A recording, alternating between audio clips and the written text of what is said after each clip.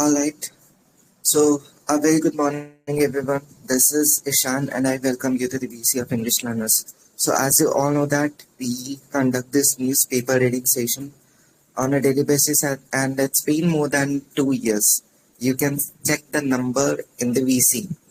Today, we will be having our 870 News Nexus session. Okay. So, I hope you all are excited. So, let's initiate our session without any further delay.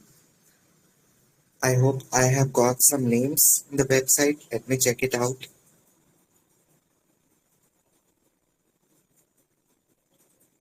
Okay. So we have Siddhi as our first reader of the day. But I cannot see the article number.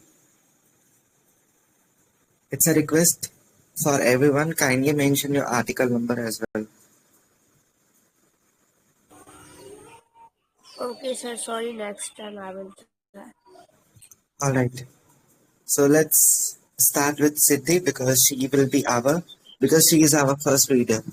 Yes, Siddhi, the stage is yours. Thank you. Okay.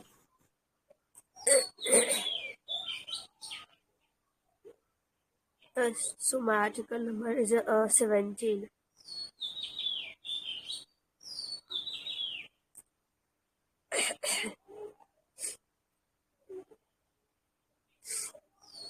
Renovate IPO frenzy amid illicit secondary markets.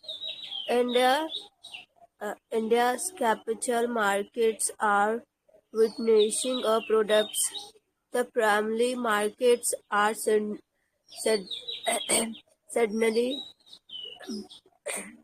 by by by one even as the secondary markets have been largely flat over the last 12 months. Well, on the surface, it looks like investors' confidence is high. A sketch deeper and the picture gets more complex.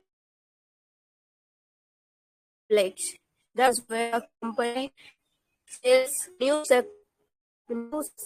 securities directly to investors to raise capital for business growth, show and entitle public offering or other instruments, while the second markets is where exacting and privately issued securities are traded among investors, providing liquidity and continuous opportunities for buying and selling.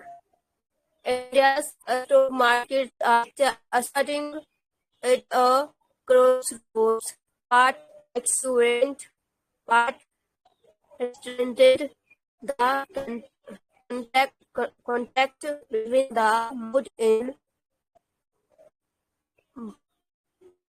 primary market and a somewhat less driven encapsulates the complex of this movement. On the one, domestic liquidity and retail wealth continue to drive participation.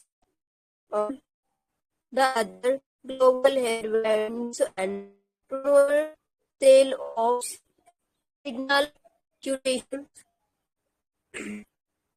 drive gain trade. The second market, represented by an indicators, have been flat for nearly a year due to global trade tensions, Europe and geopolitics. Yet, travel market has turned unusually at 200 companies are reportedly preparing to go public, managing the state of federal delayed Uh, problems. just a second. Hello, sorry for interrupt. Yeah. Siddhi, your voice They're Uh, not. it The seems network like, issue, maybe please. yeah, it seems like Miss Siddhi, you're having some network fluctuation. Could you please fix Yes. it?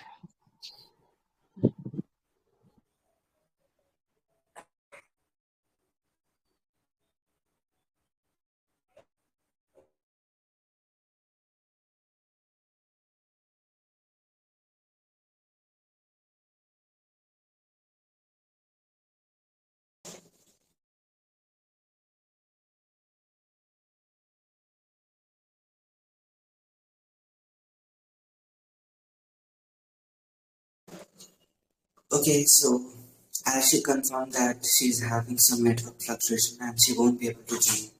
So I think we should proceed further. Okay, she is here with us. Yes, Siddhi. I'm audible. Yes, now you're completely audible. You can continue now.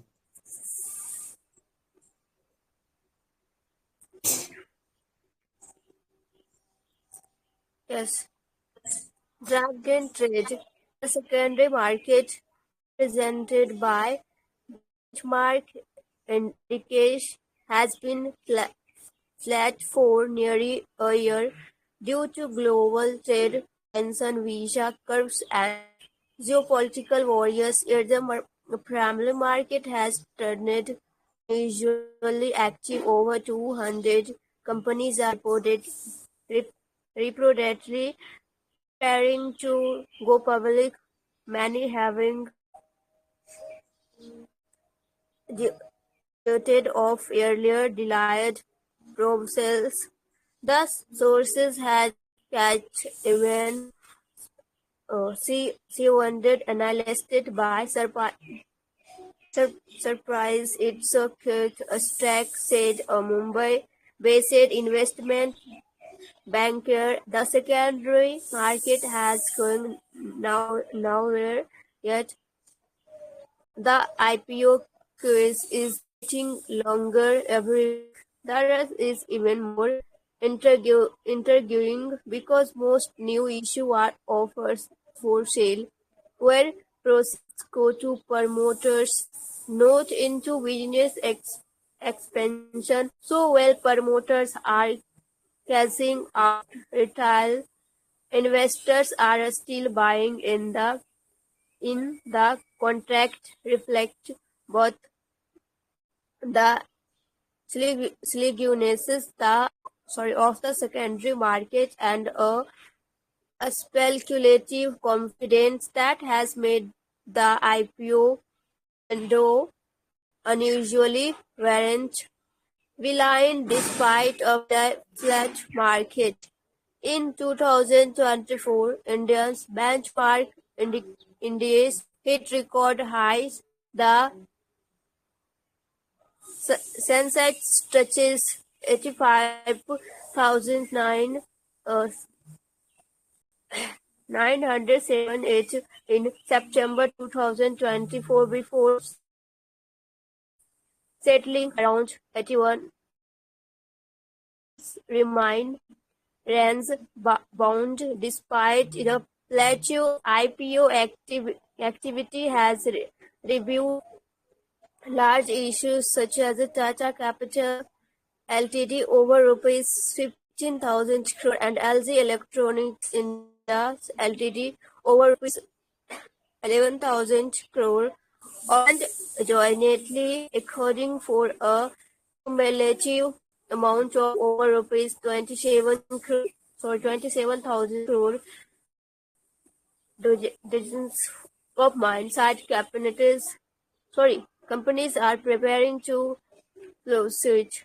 Uh, Merchant bankers admit the enthusiasm it is tempered by concerns over valuations, fatigue, unpredictable regulation, and global volatility. But promoters see an opportunity to monetize holdings while liquidity remains ab- abundant and domestic appetites strong. The result is a market that looks counter-cyclical IPO is Suncast are booming, even as a stock price ascends. Institutions and retail investors are lapping up share offered through IPOs, while a stock market languish. Despite peak global sentiment, India's retail participation continues to depend. As of August 2025, Mumbai-based Central Securities Depository (NSDL) demat accounts grossed 4,014 crore, while the NSE investor base exceeds 12 crore. Liquidity, the big trigger. So why doesn't the problem market remain so buoyant despite weak stock indices and global uncertainty? The answer lies in liquidity. India finance India financialization's story is still unfolding. A saturated inflow of domestic money via SIPs, pension fund, insurance, linked equity allocations, and direct retail buying has offset that $21 billion in FPI's outflows seen over the last year. Whenever FPIs sell domestic in situation a step into by the market may be volatile but remains resilient. This liquidity drive resilience, however, makes underlying fragility. Should cooperator in engaging slow or a global risk of even awkward valuation could under pressure. RBI appears mindful of this risk.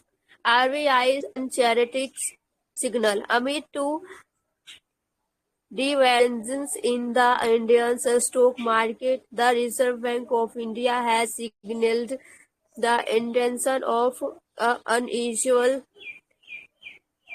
bullishness traditionally in mandate has revolved around inflation control, monetary stability, and exchange rate management. The capital markets were left to the Secretaries and Exchange Board of India, but this sheer market has suitable shift in approach.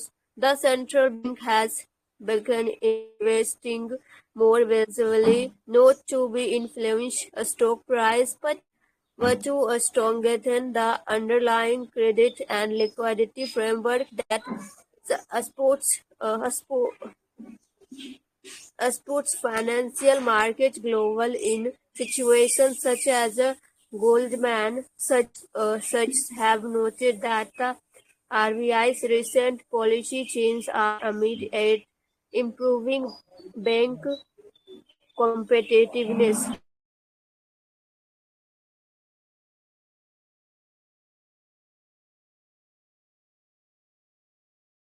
Now I'm summarized from this article. Yeah.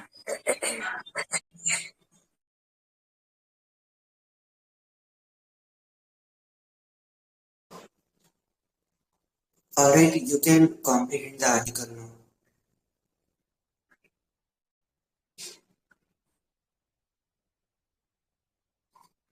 Siddhi, you there?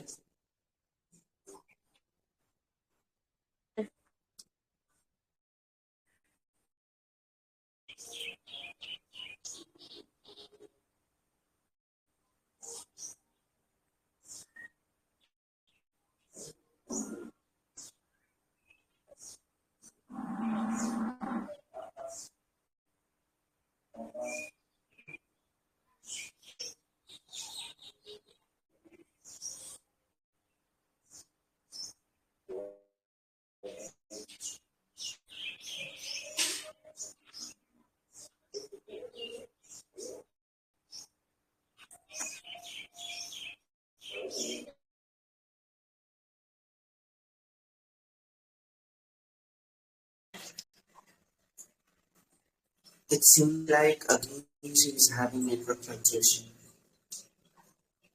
So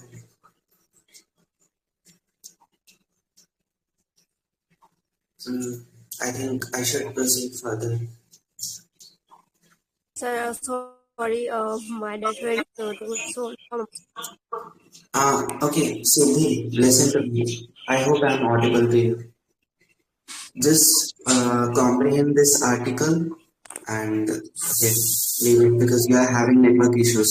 Continuous. sir, you are not audible. Okay, am I audible to anyone?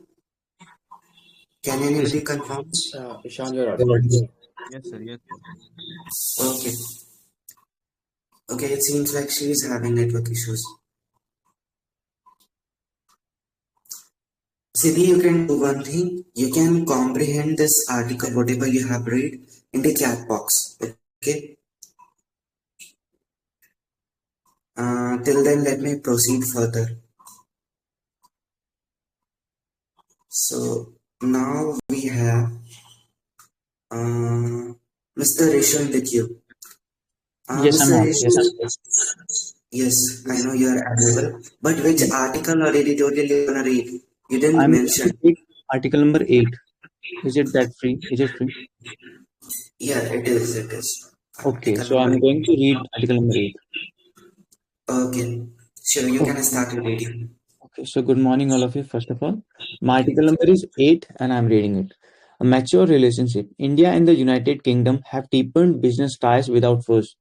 At a time when social media threats, reciprocal actions, and the shrill rhetoric were becoming the global norm, the manner in which India-UK economic relationship is unfolding is a refreshing change. UK Prime Minister UK Prime Minister Keir Starmer's two-day visit to India last week reinforced the existing solidity in economic relations and deepened them. India's negotiations with the US have been fraught, erratic, and dramatic. US President Donald Trump has also shown that he is more than willing to change the contours of deals already struck. Negotiations with the European Union have been less fraught and dramatic. But there certainly seems to be a gap between the positive assurance made by the leaders and what the negotiations say in the private about the deal's progress. Against this backdrop, Sir Starmer chose to bring a delegation of more than 100 entrepreneurs, cultural representatives, and the university vice chancellor and left India with defense, investment, and movie deals, further cementing the trade deal signed in July. The keenness to deepen trade relations make eminent sense. India, despite being the fourth largest economy in the world and one of the largest markets, accounts for less than 2% of the UK's total merchandise exports. The UK accounts for about 3% of the India's export. There is ample scope for trade to grow. Growing India-UK trade could also mitigate some of the impact of the US punitive 50% tariffs if they remain. One of the unsaid reasons why India is slowing its capital expenditure is because it needs to fund its defense acquisitions. Sir Starmer's visit made sure that some of these acquisitions, in the form of Euro 350 billion missile supply deal, came the UK's way. The UK government also revealed that 64 Indian companies have so far committed to invest Euro 1.3 billion in the UK. It goes without saying the UK companies would have made similar investment commitment in India. But the Indian government has inexplicably not made this public yet. Yet statements by companies such as Rolls-Royce show that there is enthusiasm there. The Indian population is the UK in the UK is the largest ethnic minority, and this is not lost on the political leadership either. One of the first things Sir Starmer did on arriving in Mumbai was to visit Stars Films (YRF) and meet Indian producers. The result was that YRF has committed to shoot 3 films from the UK. Two UK universities have also committed to opening campuses in India. This cross-sector cooperation is how mature democracies should work together, without fuss and ego, just business. So the article is totally based on the India and UK relationship, how India and UK are making their trade with movies and with the defense infrastructure, with the missiles, and how they are making trade and how everything is going like a smooth, and they are just doing the business, no fuss and no ego. This shows that India and UK had only dependent on the business.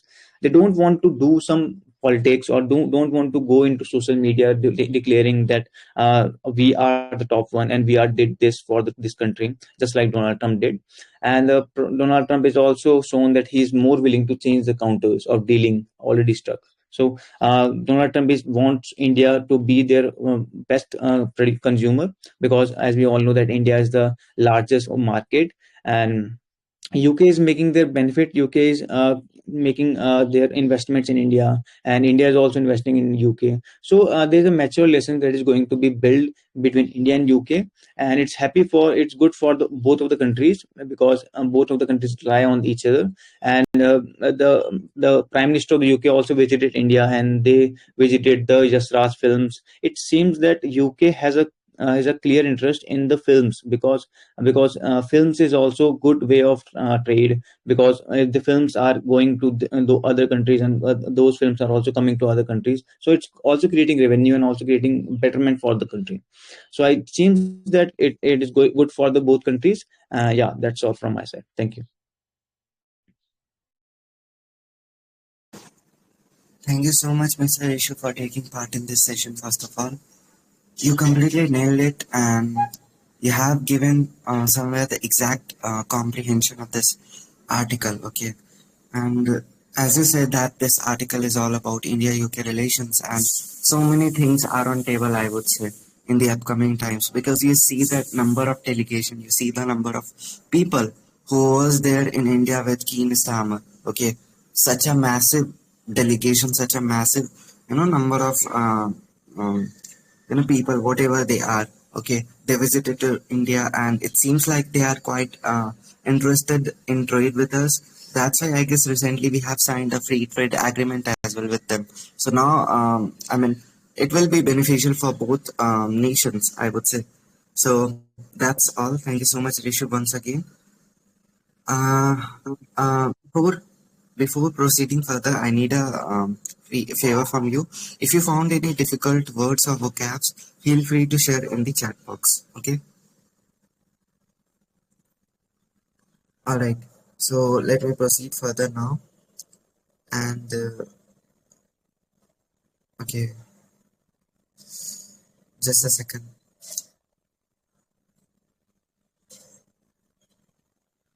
And now we have Mr. Priyanshu Patel.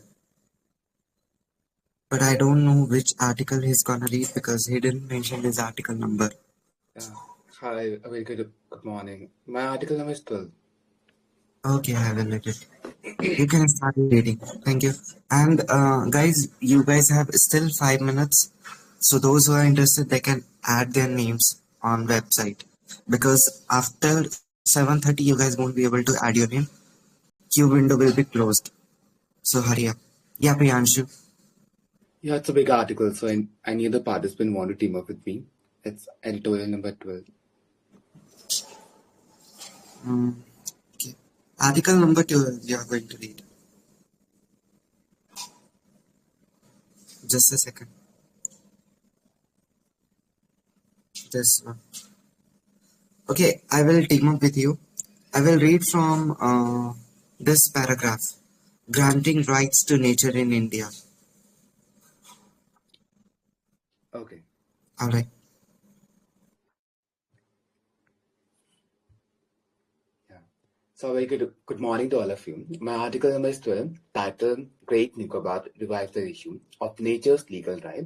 This article is brought to us by Anwar Sadar, who teaches International Environmental Law at the Indian Society of International Law, New Delhi.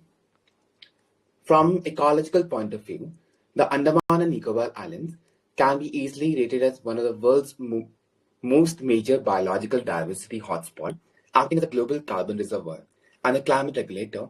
Unfortunately, the development trajectory of the Andaman and Nicobar Island has been largely influenced by mainland India, which has often been far removed from needs of an island ecology. The issue in focus now the government of India's multi-crore mega plan for the Great Nicobar Island, the construction of a power plant, township, transshipment port and airport, which will also affect the 13,000 hectare of the pristine pristine forest, the essential judicial precedent, a landmark judgment relating to the issue of divergent forest that could come to the rescue of the Great Nicobar Island is the Nyamgiri Hills case pursuant to the Scheduled Tribe and other traditional forest dweller recognition of Forest Rights Act 2006. In its 2013 judgment, in Odisha Mining Corporation Limited versus Ministry of Environment and Forest and other, the Supreme Court of India addressed the concerns of the Dongiria Khan tribe who resisted a plan for bauxite mining in the sacred Nyamgiri Hills of Odisha following the protests by the tribes in the region against the mining, which threatened their culture, religion, and environment. The court ordered a referendum in the affected Gram Sabhas, which unanimously voted against the project. The court upheld the competence of the Gram Sabha to safeguard and preserve the tradition of the community, the cultural identity, community resources, and community modes of dispute resolution.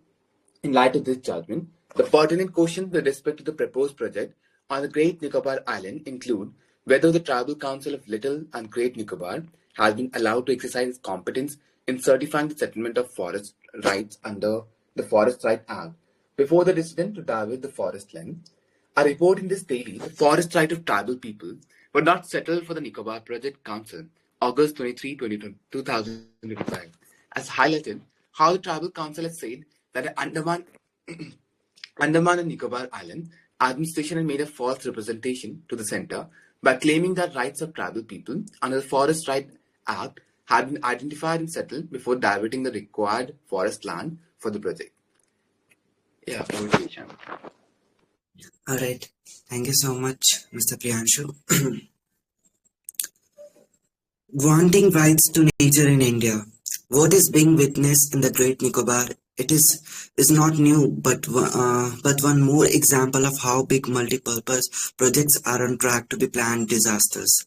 The examples are many, from Tehri in the north to Koil Karu in the east to Sardar Sarovar in the west. To respond to a consistent failure of environmental law in protecting ecology, several countries like Bolivia, Colombia, Ecuador, and New Zealand have adopted a new legal approach called Earth jurisprudence, or rights of nature, which grant rights to non-human natural entities like rivers, forests, mountains, and various ecosystems, recognizing them as subject of rights holders. This approach drew inspiration from an influential article written by Christopher Stone in 1972. Should trees have standing?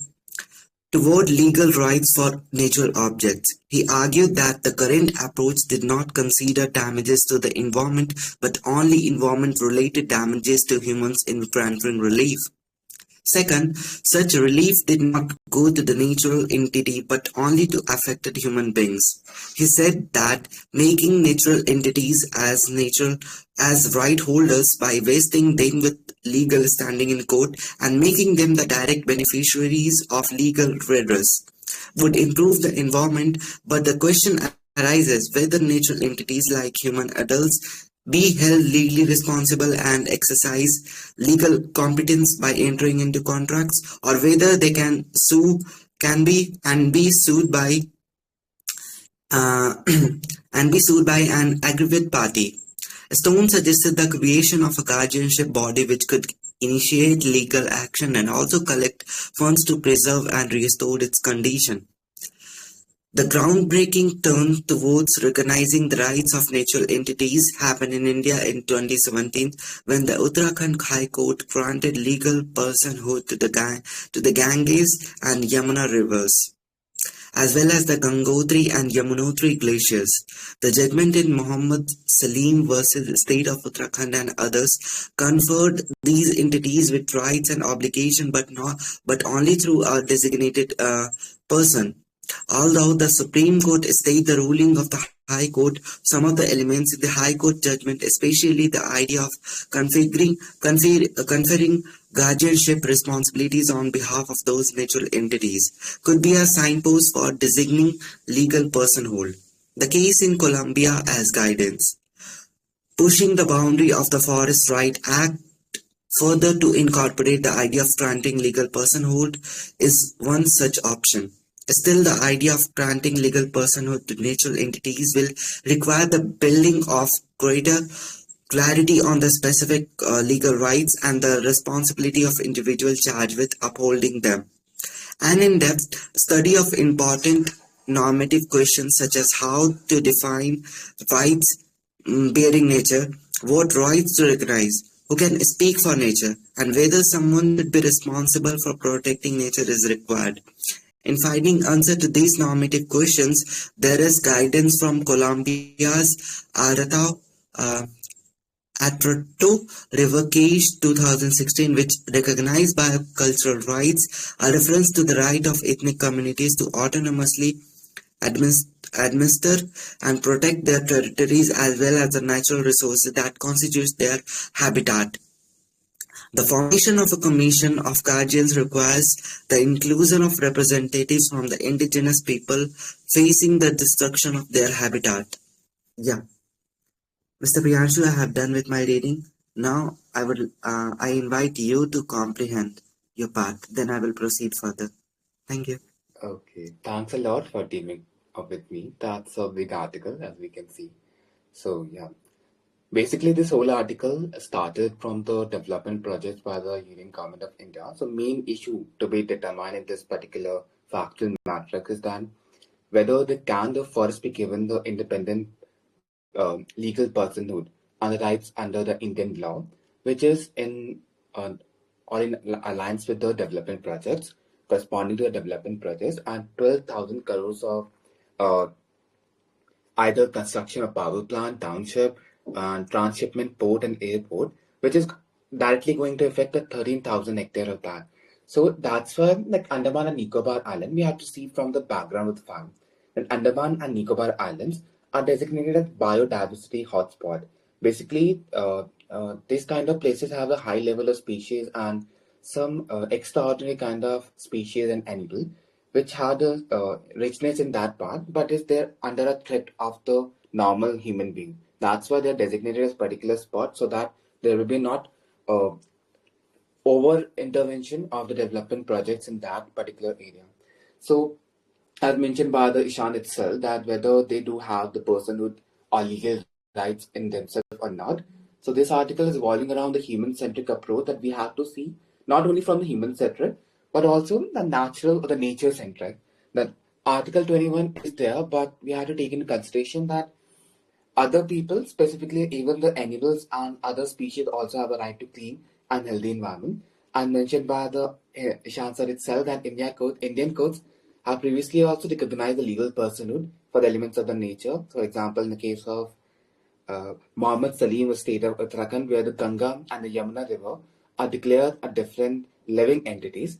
So basically, this project challenges this principle that no doubt it is involving the diving of the forest land, but it is going to possibly harm tribal and the maritime ecosystem. This project promises the economic and strategic gain, but at the same time, it at what cost? It costing the ecological balance, the utility of that particular environment, which is different from the mainland.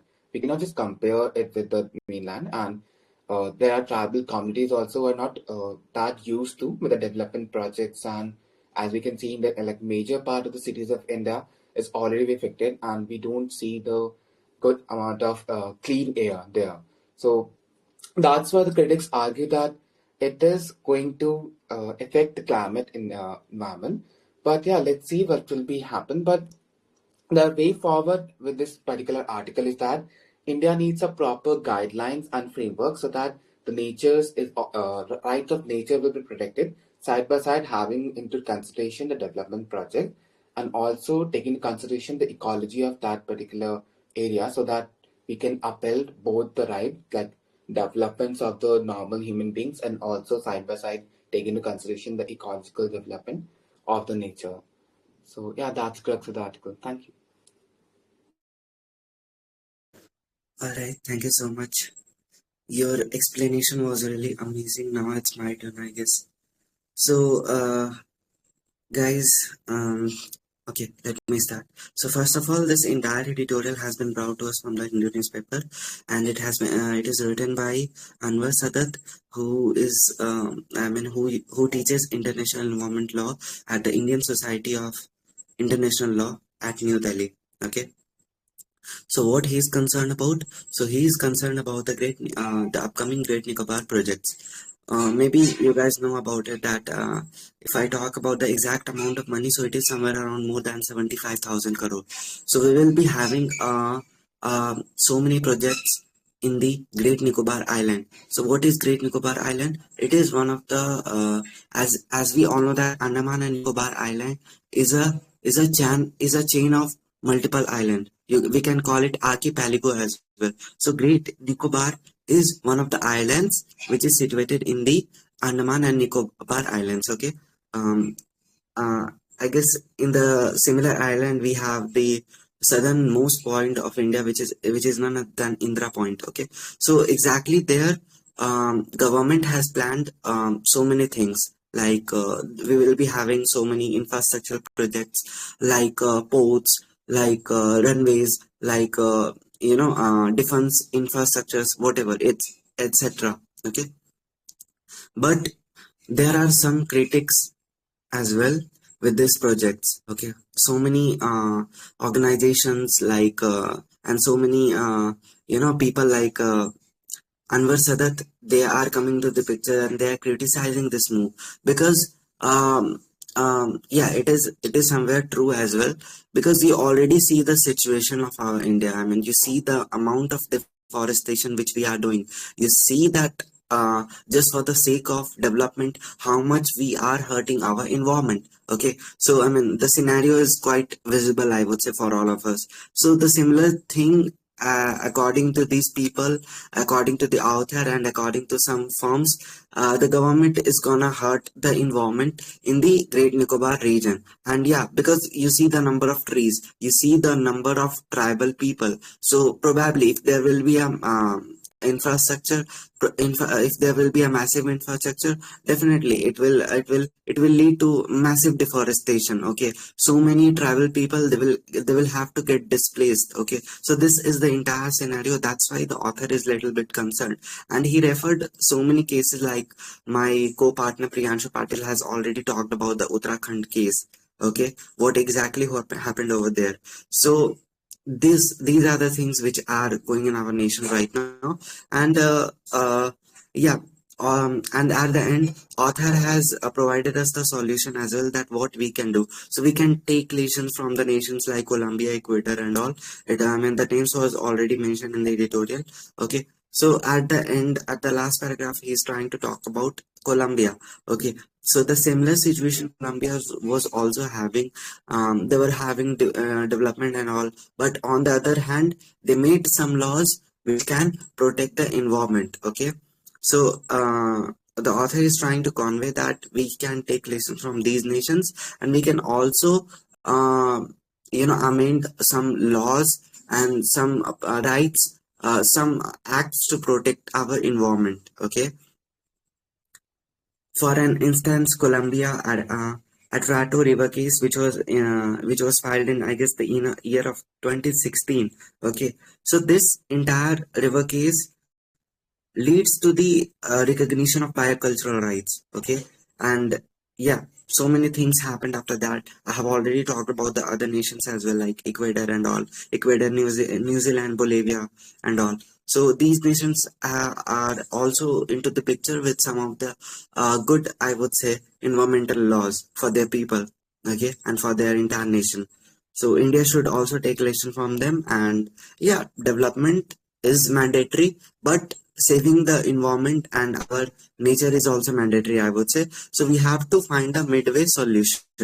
All right, we already, for instance, we have nowadays we have various types of machine which can uproot the trees. Okay, and we can implant it again. For another example, we have a concept of green expressways. Okay, I mean, we will be having expressways, and around expressways we will be having a massive number of trees. Okay, so these kind of initiative should be promoted on a higher level, I would say, and the similar stance goes for the Great Nicobar as well. So that's all from my side. Thank you. I have done with my comprehension part. Is there anybody who'd like to give me feedback? Anyone of you would like to come forward? because after a very, very long time, I have read an article. It's I up to hope. the mark, and you create an additional information. So there's no need to have any feedback, but yeah, let me keep it up and be consistent. And I would say that you just add the information in from your end so that it will be more interesting, not boring. As we know that people specifically just specific to the boring articles just wanted to avoid the information. But I said like how interestingly you just put forward your information with the balancing approach. So keep it up. All right. Thank you so much, Priyanshu, for your valuable feedback. I think I should proceed further now. Priyanshu, it's a request from you. If you found any difficult words or vocab, so feel free to share with us in the chat box. Okay. Okay. Mhm. Okay. So now we have just a second. Now we have Mr. Raj for Yeah, article number hi, very 14. good good evening to all. Good evening or good morning? Man, it's Good morning. morning. Good Okay, morning. Earlier. I was kidding. Okay, you can initiate your reading. Okay, thank you. So, my article number is the 14, The Power of Green. It goes like that. Renewable energy has registered significant progress in this year. Challenges lies in the sustaining the growth. Renewables have edged out coal as the biggest source of electricity in the first half of this year, according to the Amber report of the global power sector. The trend suggested by the report, published last week, may not be conclusive enough to rule out the influential hypothesis that the increasing deployment of the clean energy will not necessarily lead to a decline in fossil fuel use over the long term. Yet the marginal difference, barely 1% between polluting and non-polluting source of power, is encouraging because renewables have made inroad amidst a growing appetite for the electricity in the world, roiled by geopolitical crises that have deeply impacted the energy market. The report highlights that the record solar power generation and a steady expansion of the wind energy help renewables keep pace with the increasing demand of electricity to power traditional industries units.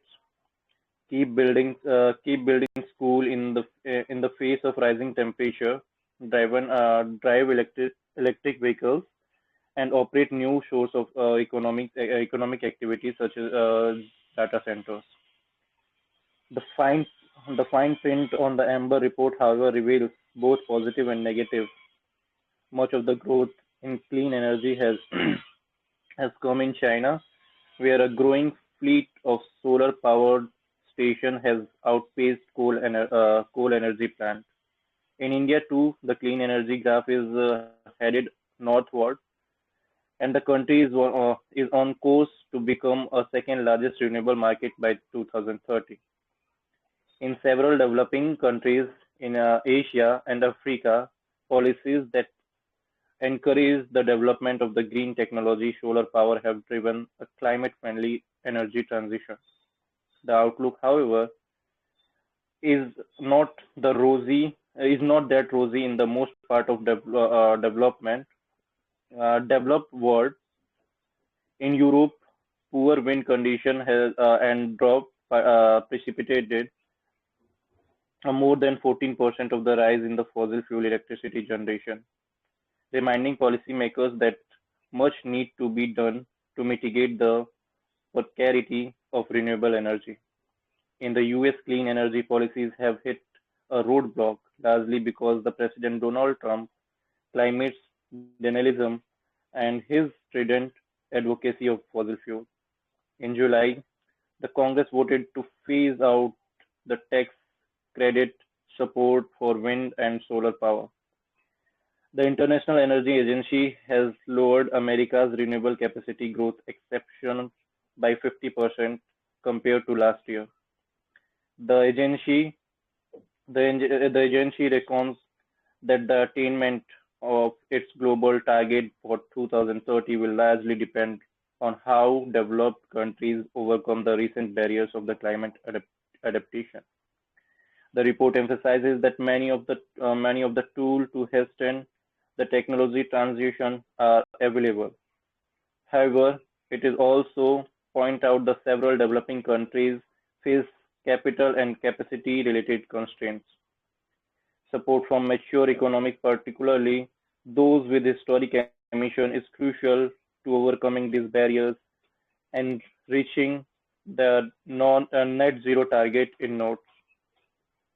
The history of climate negotiations show that such aid is usually difficult to come by. Catalyst catalyst of change could instead by India-led International Solar Alliance of the Chinese renewable manufacturing system, which is already bringing down solar energy cost in several parts of the world. Thank you. Uh,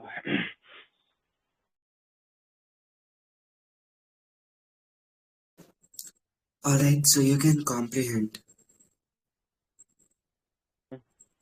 okay.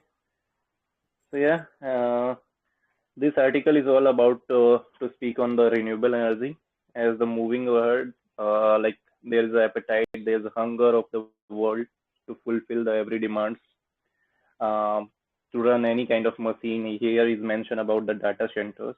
So we need the energy. In the past, we have used the fossil fuels and we have deteriorated the earth very badly. And in this article is talk about the future where we are going to replace it from the renewable source of energy, such as here mentioned like solar energy and the wind energy. Here in the context of India, it is compared by the China's solar policy. So we need to learn. Also, here's mentioned about the Asia and African countries who's focusing over the renewable energy.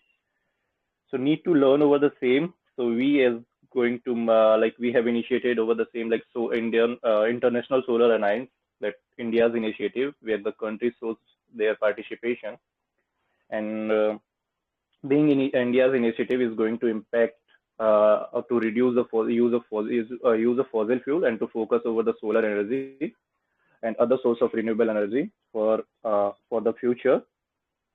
Here also mentioned by like develop and developing countries constraints. Like developed countries, this law, carbon credit law, I would like to mention here.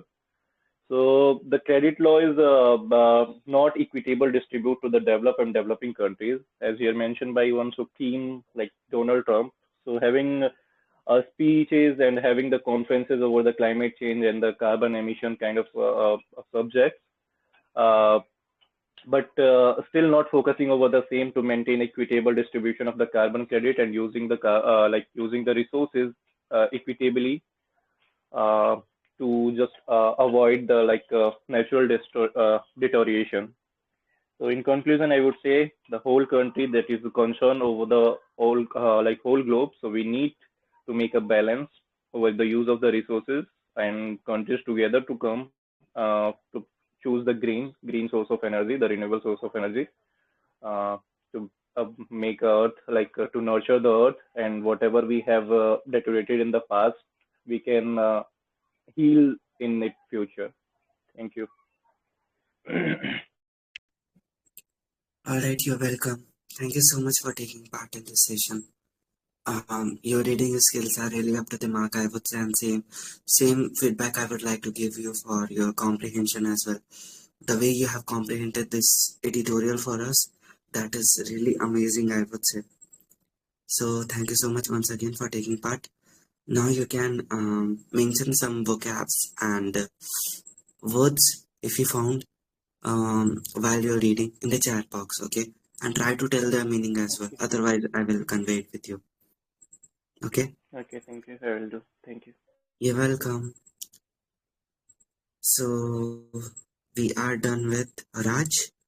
Now we have Mr. Jugnu for article number 6. Do we have Mr. Jugnu with us? Hello, good morning. A very good morning to you. You can start your reading. Okay.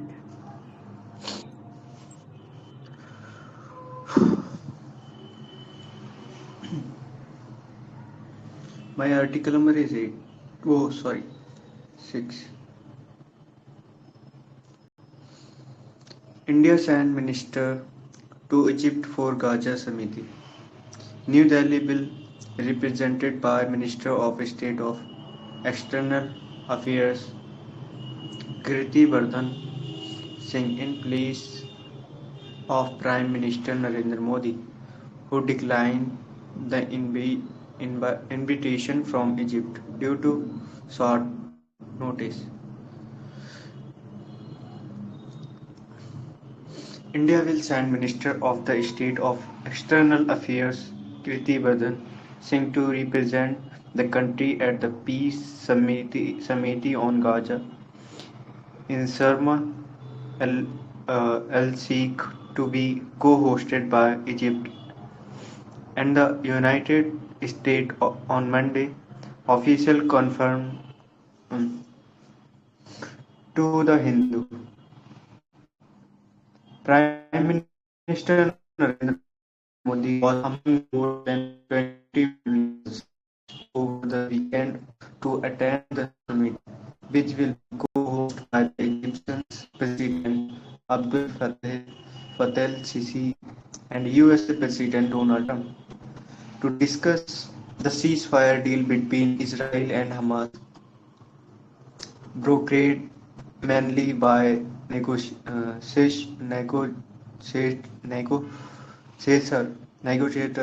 from the USA, Egypt, and Qatar. However, given the short notice, Mr. Modi, whose invitations was delivered by Egypt Ambassador Kamil Galal, declined the invitation. Mr. Modi had also met USA Special Envoy and Ambassador designate Sergio Goring Gore in Delhi on Saturday. This week, who is traveling to Delhi to hold the India-Egypt strategy dialogue. According to source, Mr. Abdul Latif's visit is part of the Sisi-Modi strategy partner agreement signed in January 2023, and this is his first visit to India since taking over in the 2024. Mr. Abdel has been in frequent contact with External Affairs Minister Jaishankar Prasad, including during Operation Sindoor in May, and Egypt had strongly condemned the Pahalgam terror attack. Mr. Abdel is also expected to brief the government on the plans for the reconstruction of Gaza. Although Egypt is not a member of the India Middle East Europe Economic Corridor, it has been keen to discuss the alternative routine alignment through Sharma el-Sheikh with India. Sharm el-Sheikh with India. Given the security issue with Israel's Haifa part, where the current alignment lies. Among those who have confirmed their participation at the Monday's event in Sharm el-Sheikh are UN Secretary General Antonio Guterres and the leaders of the France, Italy, Spain, and the UK. A number of leaders Number of leaders from Europe, the Gulf region, and the other part of Asia are expected to be there as well. Pakistan Prime Minister Shehbaz Sharif will attend Iran's leadership, which, which received a surprise invitation has declined it, as has Hamas.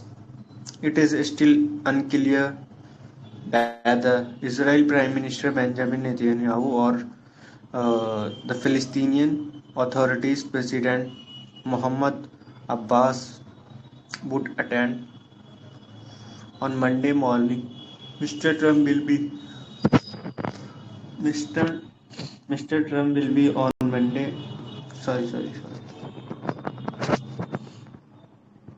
Mr. Trump will be in Jerusalem to address the Israel Parliament as he and Mr. Netanyahu awaited the release of 20 Israeli hostages still alive and the return of the remaining bodies of those who have died since they were abducted by Hamas during the 2023 terror attack.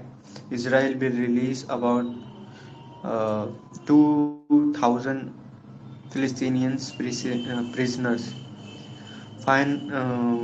Financial truce deal. Mr.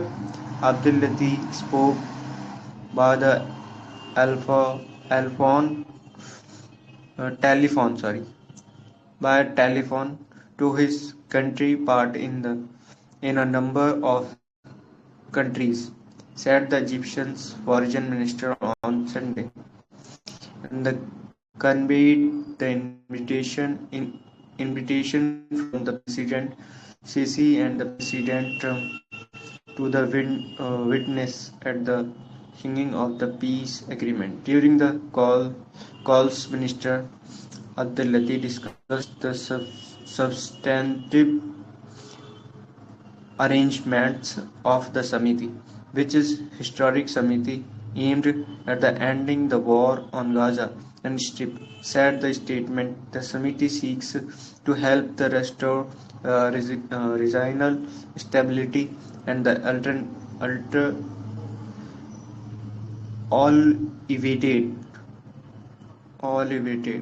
the suffering of the Palestinian people in Gaza, and in line with US President Donald Trump's visit for peace in the region, it added, Mr. Modi had welcomed the Gaza ceasefire agreement last week, and he spoke to Mr. Trump over the telephone to congratulate him.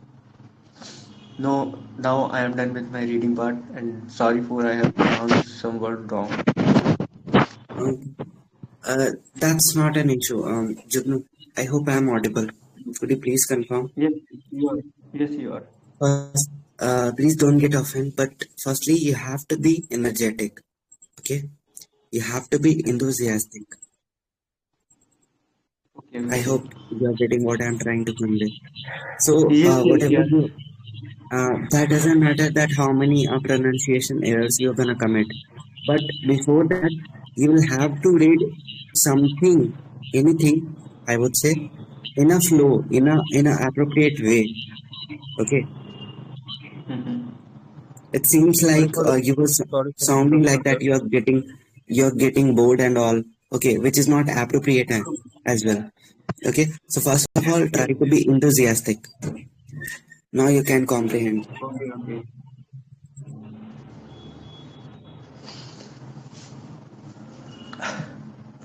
So this article is all about the uh, war of Israel or Gaza and about the ceasefire. So Mr. Modi has been invited by the Egypt Prime Minister, and so due to short notice he uh, denied. No. Yes, he denied, uh, and he is sending to uh, Kirti Vardhan sing to represent country at the Peace of Samiti behalf of the Modi. And then there will be so many countries leader from the Asia and Europe or Egypt, or so many. So they will be talking about the peace or ceasefire for permanently, not temporary.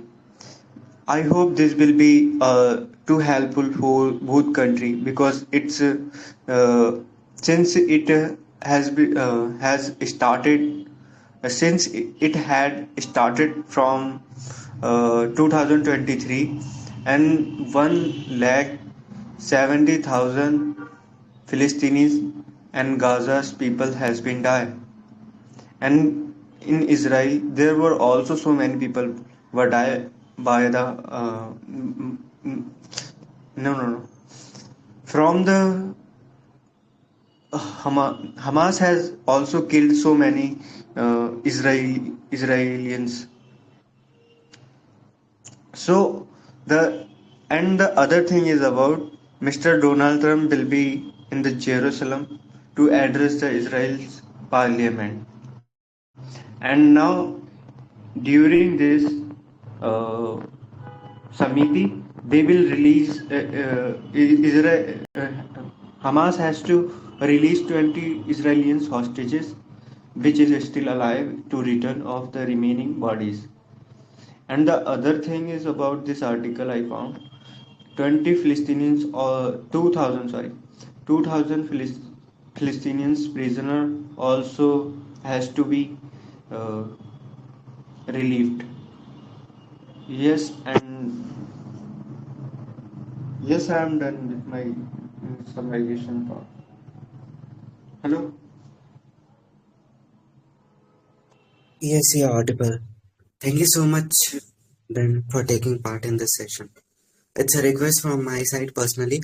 If you found any difficult words or vocabs, so feel free to share with us in the chat box. Hey, sorry Alright. for I was not too much. That's completely fine, but don't commit this mistake again. Yeah, next I'm time I will saying this for take you. care of it. Okay. Yes. Alright. Yes. Alright. Take care. Have a Nothing. nice day. Okay. Sorry? I am saying that next time I will take care of it. Sure. Thank you. Now I think I should proceed further. And now we have Miss Shikha ma'am for article number. No, you didn't mention the article number. Shikha, you there?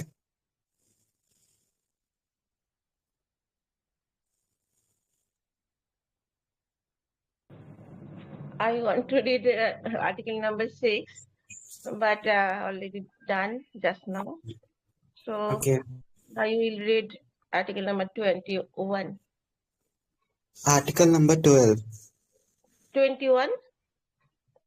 Okay, 21 is still remaining. Yeah, you can read, ma'am. Thank you. Okay. Canada Foreign Minister arrives to meet Jaishankar Goal today. 2 years after chill set in India-Canada ties over allegations of potential involvement of Indian government in the killing of pro-Khalistan separatists Hardeep Singh. Neither Canada's Foreign Minister Anita Anand arrived in early Sunday evening for the first visit as the Foreign Minister in a step towards normalization of ties. She will meet External Affairs Ministers S. Jaishankar and Commerce Minister Piyush Goyal on Monday, according to the Ministry of External Affairs. The visit comes almost 4 months after PM Narendra Modi and his Canadian counterpart Mark Carney met in Kanaskis, Canada, on sidelines of G7 leaders summit in June.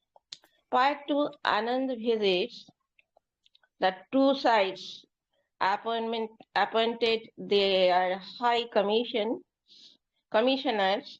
They are recalled after the ties were impacted adversely last year. External Affairs Minister spokesman Randhir Jaiswal on X said the visit will help build on the positive momentum in India-Canada relations by revitalizing our bilateral mechanisms, deepening economic cooperation, and further strengthening the enduring people-to-people ties that anchor our partnership. New Delhi is Anand's first stop offered three-nation tour, which will take her to China and Singapore as well. A statement by Canadian government earlier said, today is the Honorable Anita Anand, Minister of Foreign Affairs, announced she will travel to India, Singapore, and China from October 12 to October 12 to October 17, to advance bilateral relations and cooperation with these countries as part of Canada's Indo-Pacific strategy. During her visit to Delhi, it said Anand will meet Jaishankar and Goel as both countries move towards establishing a framework for strategic cooperation on issues such as trade, diversification, energy transformation, and security. Mr. Anand will travel to Mumbai, where she will meet with Canadian and India firms working to support investment, job creation, and economic opportunity in Canada and India, the statement said. Ahead the tour, Anand said in a statement, for Canada to be strong at home, we need strong, stable partnership abroad. I am building bridges and increasing cooperation with India, Singapore, and China, in line with Canada's Indo-Pacific strategy. I will be working to advance effort to position Canada as a trusted, reliable partner of choice for Indo-Pacific countries and their economics. That's all about the article. I am going to summarize it. That is, Canada Foreign Minister, 2 years after, that is Modi also India-Canada relationships is going to be more strong, and this is for this after 2 years. That is Canada's Foreign Minister Anita Anand will come India. On Sunday. Already came India on Sunday, and he also meet China and also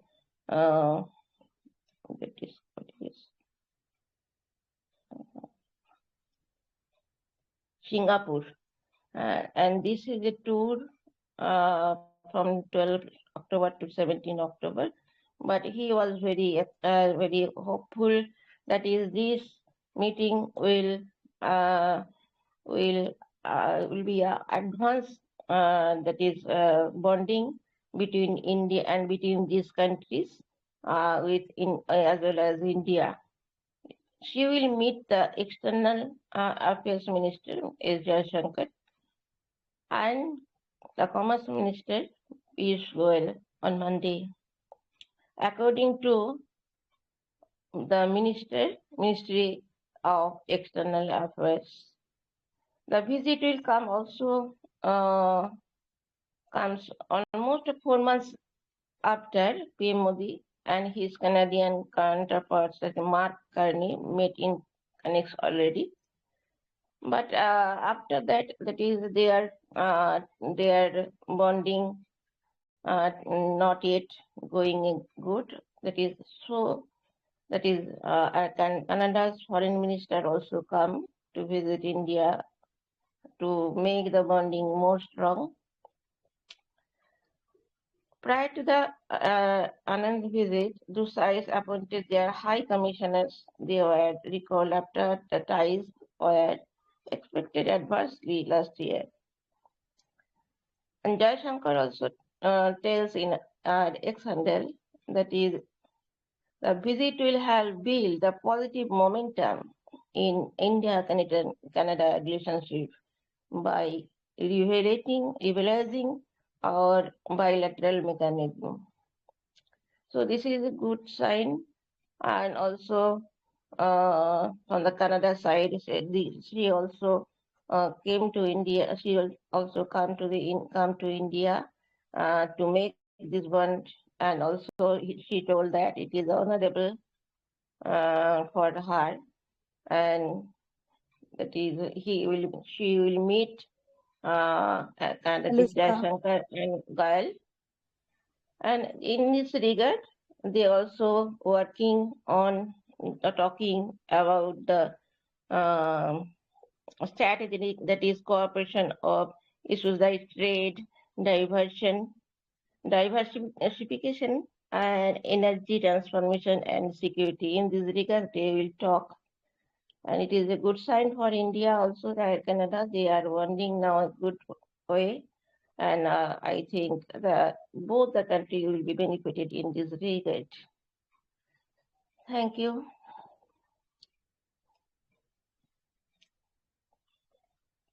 All right. I don't have words for you. I mean, you have literally comprehended this article in such a beautiful way. Yeah, I completely agree with you.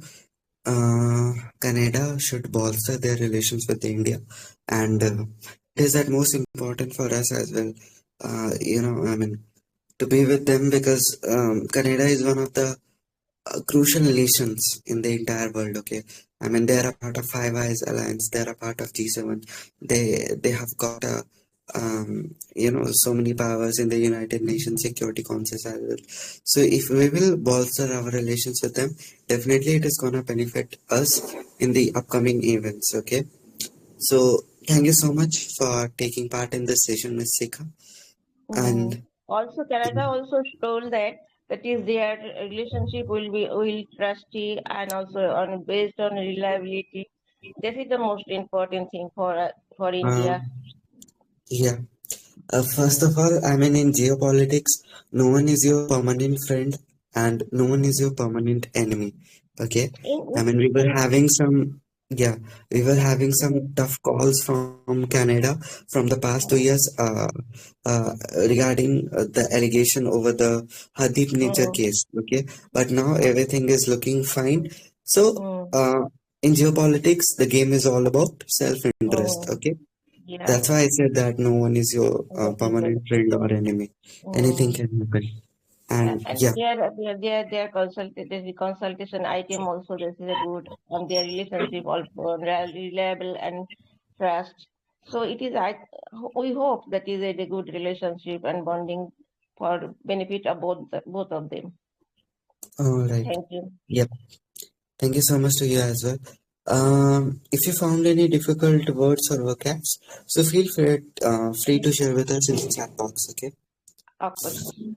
Let me proceed further. And now we have Mr. S. Sani. Morning. A very good morning to you.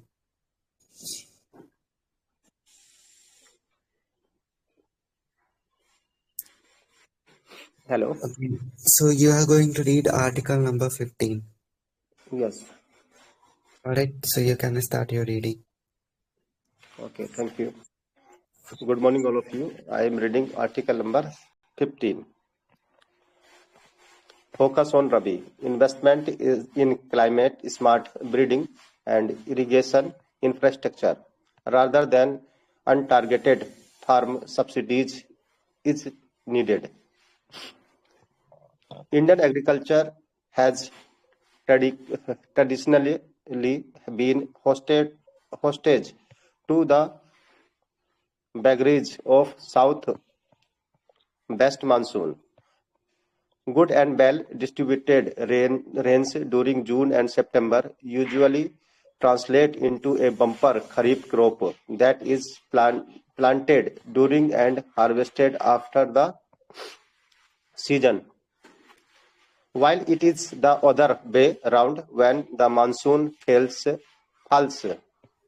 This time the country received 7.9% above the normal historical average rainfall for the season as a whole. However, excess rain in September 15.3% above normal. And so far this month has not only delayed harvesting but also raised concern over damage to the standing crop. Such worries have become less when it comes to the winter, spring, or rabi crop. The abundant rainfall during the monsoon and after has filled India's 161 major reservoirs to 91.4% of their aggregate storage capacity as on October 9. In addition to recharging groundwater aquifers that should be favorable for the upcoming cropping season and offset any significant kharif output losses. In general, kharif's crop production is turning less reliable due to the monsoon's increasing unpredictability, while overall rainfall for the season may not have registered large swings. There is a clear movement towards fewer rainy days, delay and breaks interspread with extreme precipitation. Rabi crops, on the other hand, are less prone to output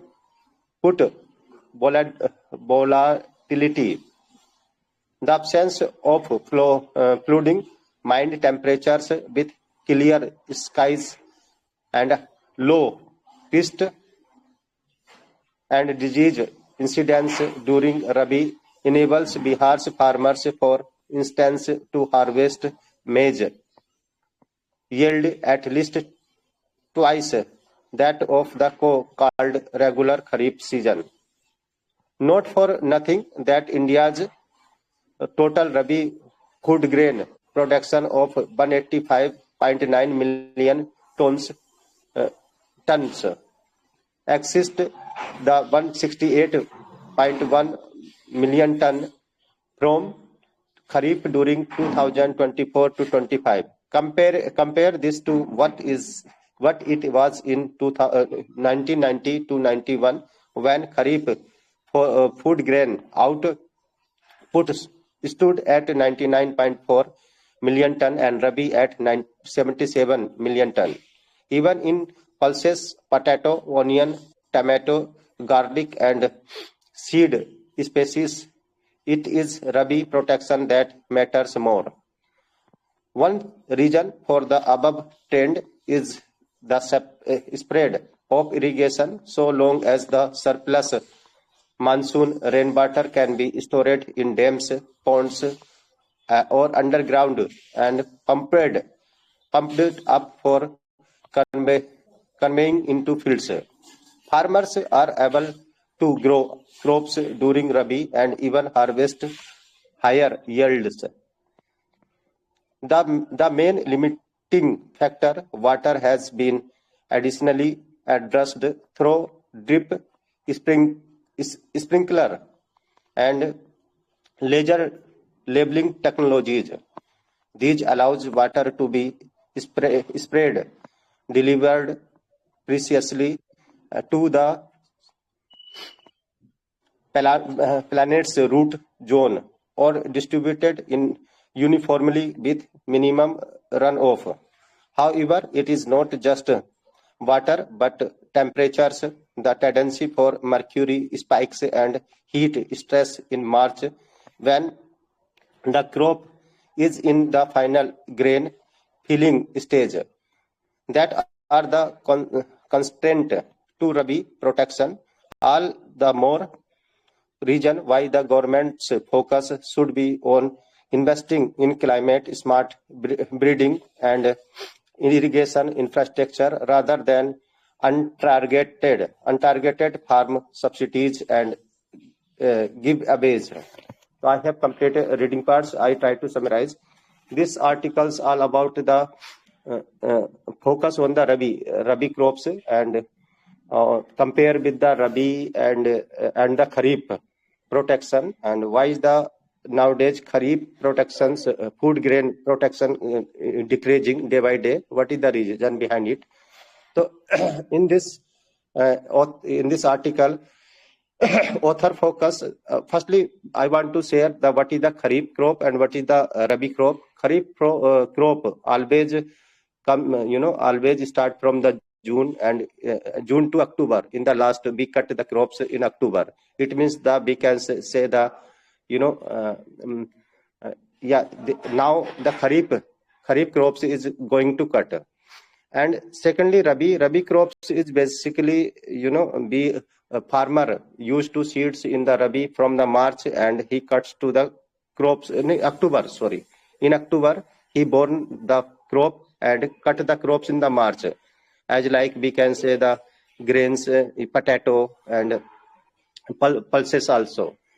So in this article, author says that nowadays there is the good protections we can get due to why, because we have the good rain in this year and we have the 7.9% above the normal average rainfall in this year.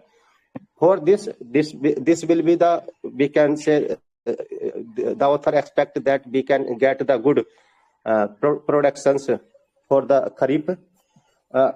But other side, he says in October there is the lots of the, we can say, the rain comes and it will be the harmful for the Kharif. Earlier, nowadays we have the uncertainty in the monsoon. Sometimes unpredictably rains comes and it is the harmful for the Kharif crops. And sometimes some places they have some years they have no rain. So that uncertainty always harmful for the Kharif crops. And the gain, if we will compare to the Rabi crops, then we find that uncertainty of the monsoon and no good policies, we have decreased our food grains production compared to the Rabi.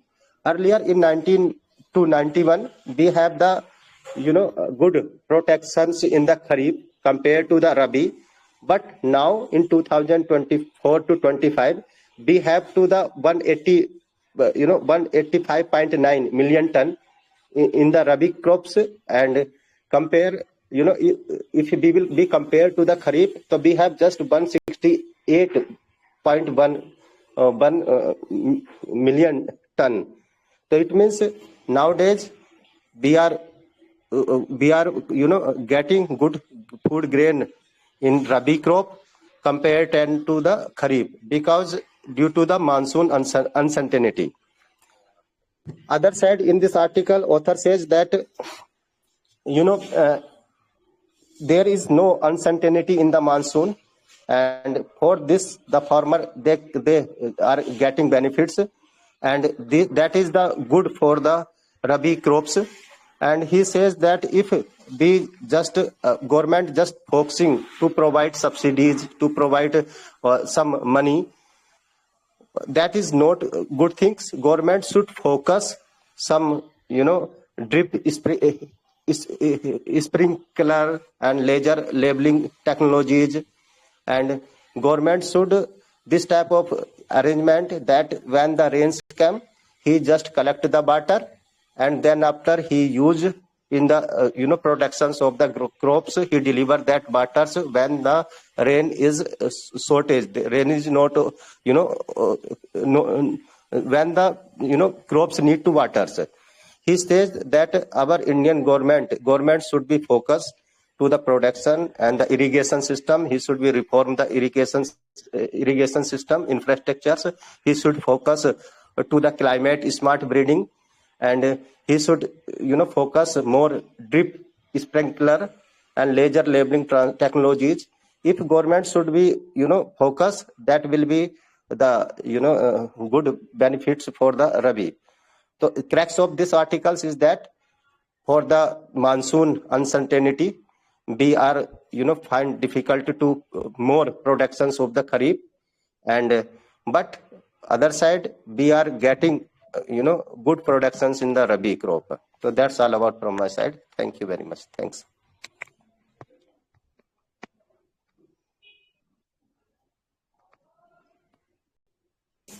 You're welcome.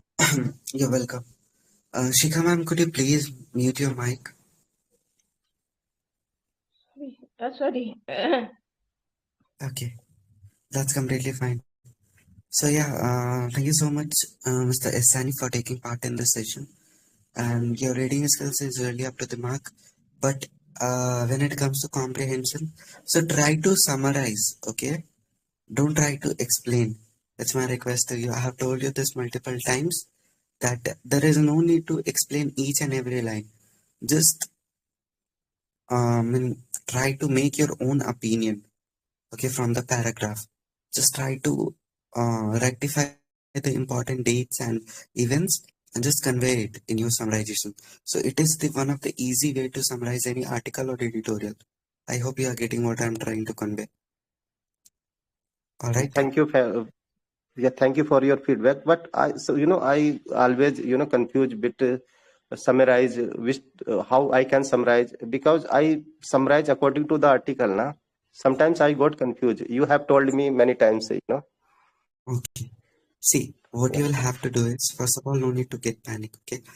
In summarization, what you'll have to do is, firstly, try to convey the source that for an instance, the article which you have read, it was brought to us from the Hindu newspaper. Okay, you can convey this thing. Then later on, you can tell us about the you can tell the meaning of the headline. Okay, that what the headline is exactly referring to, and if there is a sub headline, you can talk about that as well. And later, if there is any pictorial, if there is any picture or if there is any graph is quoted over there in the article, you can talk about that. And then later, you can talk about the important dates and events, and if you have, and at the end, lastly, if you have any additional knowledge or if you have any background information regarding any article or editorial, you can talk about it. So in this way, you can summarize any article or editorial in a very easy way. I hope everything is clear now. Thank you. But okay. Thank you. I got it. You're welcome. You can ask if you have any confusion. That if any articles given to the numerical data, so we should be describe or not. Yep. We have to quote it that as well. Numerical data. Okay. Okay. I got it. You're welcome. So we are done with Sani. Now we have Mr. JM with us for article number 13, and Mr. JM will be our last reader of the day. Yeah, So, Mr. JM, you there? yeah, 13. Okay, you can start your reading. Thank you. Yeah. Balancing fiat and politics. The LDF finds itself entangled in Sabarimala troubles again. When the Thiruvengoor Devasthanam board announced its plan to organize the global Ayyappa Sangamam, a global meet of Sabarimala devotees in September. Few expected it to expose another fault line in Kerala's uneasy relationship between fiat and politics, that a left-front democratic government which has long been proud of its commitment to rationalization, emphasized in the language of fiat and devotion sparked a wave of reactions ranging from skepticism and ridicule to outright opposition. In 2018, the LTF had enforced the September verdict, allowing women's entry into Sabarimala, despite opposition from many devotees in the state. This caused the left front delay in the 2019 Assembly elections by organizing the Global Ayyappa Sabarimala. The LTF appeared to be conducting a rebranding exercise to reclaim goodwill from the broader Hindu community. The dictators, however, the event appeared to be opportunistic at the best, despite at worst. At the event, an array of community organizations representing various Hindu groups stood on a public stage. With Chief Minister Pinarayi Vijayan, there were several empty chairs at the venue, but for the government, the optics clearly mattered more than the attendance. For a while, the LDF strategy seemed to work. The political discourse centered around the support provided by a key community organizations to the government, particularly to the Nayar Service Society. Realizing this, the opposition United Democratic Front scrambled to repair its ties with NSS, while the Bharatiya Janata Party accused the NSS of turning left. For a while, it appeared the NSS, despite internal criticism, was seen in enchanting towards an informal understanding with the SNDP Yogam, another community organization that leans in favor of the LDF. However, all this changed when a controversy suddenly erupted. The idiots after Tavagopakans are temple gods under a predators in the Sabarimala temple suddenly seemed to give a lost weight. It appeared that the cold plating on the idiots had gone missing. Immediately, there were allegations on left manipulated records, and a massive cover-up. The Kerala High Court ordered a detailed investigation into the case. A full of details of the suspected irregularities are still unknown. However, the ongoing inventory and expert inspection of Sabarimala temples valuables is a key step towards making the temple's management more transparent. In parallel, a special investigation team constituted in the wake of interim report from the Tribunal Devastam Board Vigilance Wing is conducting an inquiry as well.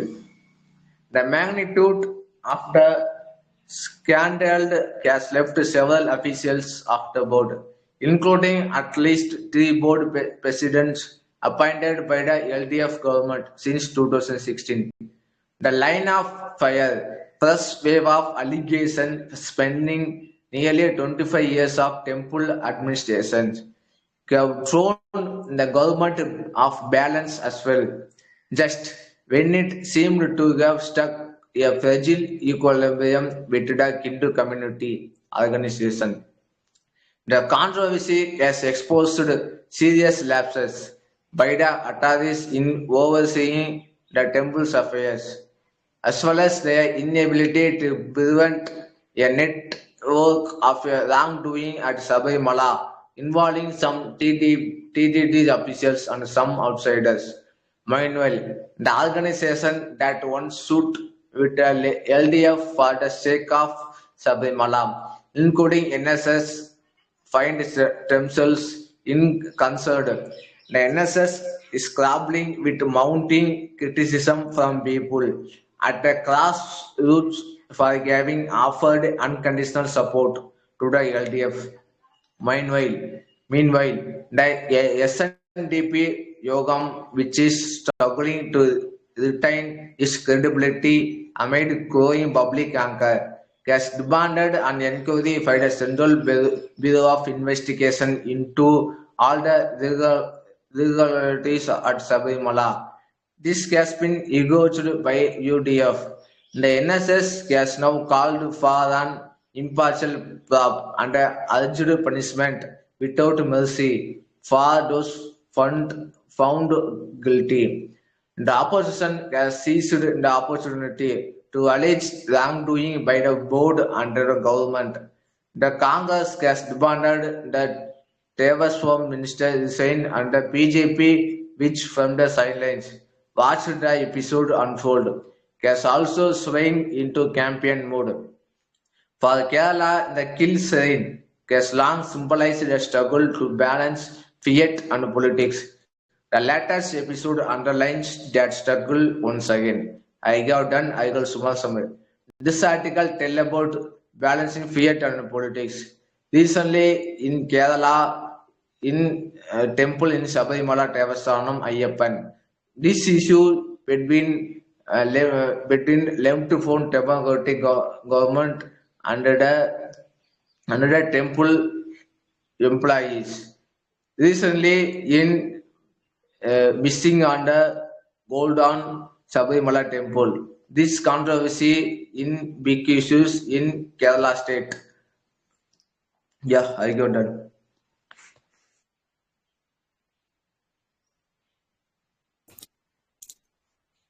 Are you done with your comprehension? Yeah, done. No, this is not fair. Okay. I mean, it is such an important editorial which has been brought to us from the Hindu newspaper, and it is written by Hiran Unnikrishnan. So, I think you should work on your comprehension skills. Your reading skills are really up to the mark, but still you have committed some of the pronunciation mistakes, but it's fine. But I would say that you should work on the comprehension part. Okay. Try to mention the exact thing which is quoted in the editorial itself. Okay.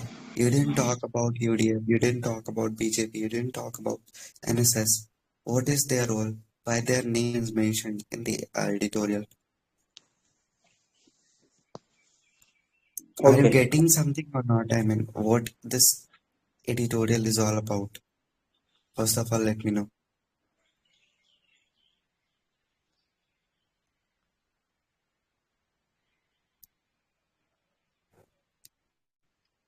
Jam, you there? Yeah, I Hmm. Tell me. One second. Okay. So the issue is all about temple. Okay, whatever is happening, whatever we are having in the Sabrimala temples. Okay. So Yeah. we should talk about that. What exactly is going on out there, and everything is already quoted in the article itself. Yeah, this going on the temple uh, uh, between Kerala state government and the other political parties going on the issues. Okay. All right. I hope whenever you will rejoin us, you will comprehend any article or editorial in a better way. So thank you so much, Mr. JM. Now, Yeah, it's my request to you if you found any difficult words or vocabs, so feel free to share with us in the chat box. Okay. thank you. So, guys, that's all for today. We are done with our newspaper reading session, and the duration was somewhere around more than 1 hour and 40 minutes. I have literally enjoyed a lot, learned so many things today from you guys. So we will catch you tomorrow with another electrifying session. Before wrapping up this session, it's my request to all of you. If you have any feedback for me, you can give me feedback over the website, in my inbox, or here in the chat box, or if you have any another way, you can. Okay, and you can. If I have done any mistake, you can openly criticize me. I don't have any issues because I know that somewhere because I'm a beginner and still there is a room for improvement. Okay, so if you will get my feedback, definitely it will help me and I will try to learn from my mistake. So thank you so much. That's all. You're welcome.